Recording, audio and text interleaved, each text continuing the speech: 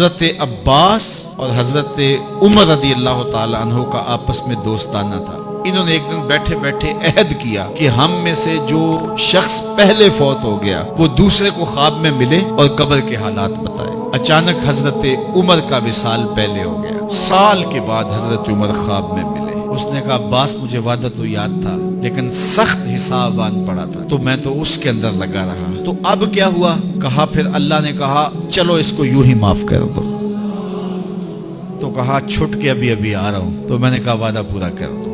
میں اور آپ ٹھیکیدار بن جاتے ہیں جنت کے. ہمارے پلے عمل ہے کیا؟ ہیں تو ریاکاری کے شکار ہے ہمارے اعمال. رسول کریم نے ارشاد فرمایا جو میں دیکھتا ہوں وہ تم نہیں دیکھتے اور جو میں سنتا ہوں وہ تم نہیں سنتے.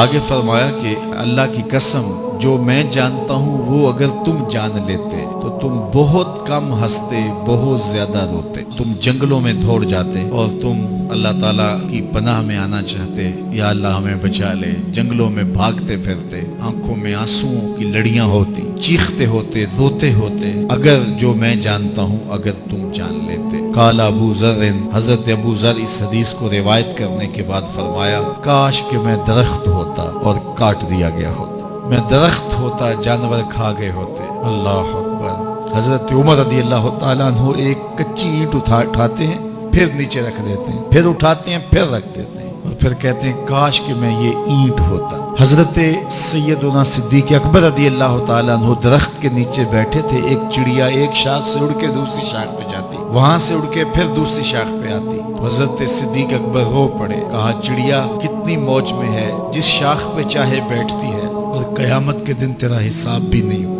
کہا پھنسے تو ہم ہیں. رسول کریم صلی اللہ علیہ وآلہ وسلم سے لوگوں نے کہا حضور آپ بوڑھے ہو گئے. حضور کی مبارک داڑھی میں سفید بال سر انور میں بھی سفید بال اگرچہ ان کی تعداد محدود تھی لیکن ظاہر ہوئے.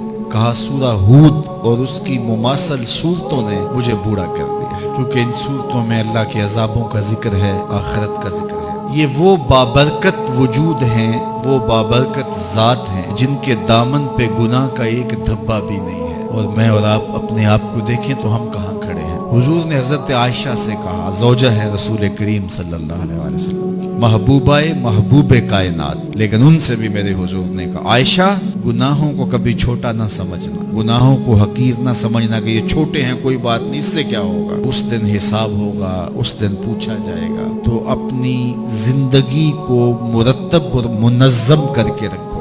ہم بہت سارے گناہ دائیں بائیں دیکھ کے کرتے ہیں. جب ہم معاشرے میں برائی پھیلی ہوئی دیکھتے ہیں تو ہم کہتے ہیں کہ دیکھو نا یہ سارے کر رہے ہیں تو میں ہی بہت متقی آ گیا ہوں جی. دائیں بائیں دیکھ کے گناہ کرتے ہیں. پھر ہم کہتے ہیں فلاں بخشا گیا تو ہم بھی بخشے جائیں گے. اچھا اگر وہ نہ بخشا گیا تو پھر جہنم میں جانا قبول ہے. تو دائیں بائیں دیکھ کر دلیر ہو جاتے ہیں. تو آئیے ہم اپنی آخرت کے لیے سوچیں اپنی زندگی کو اچھائی کی راہوں کا مسافر بنائیں.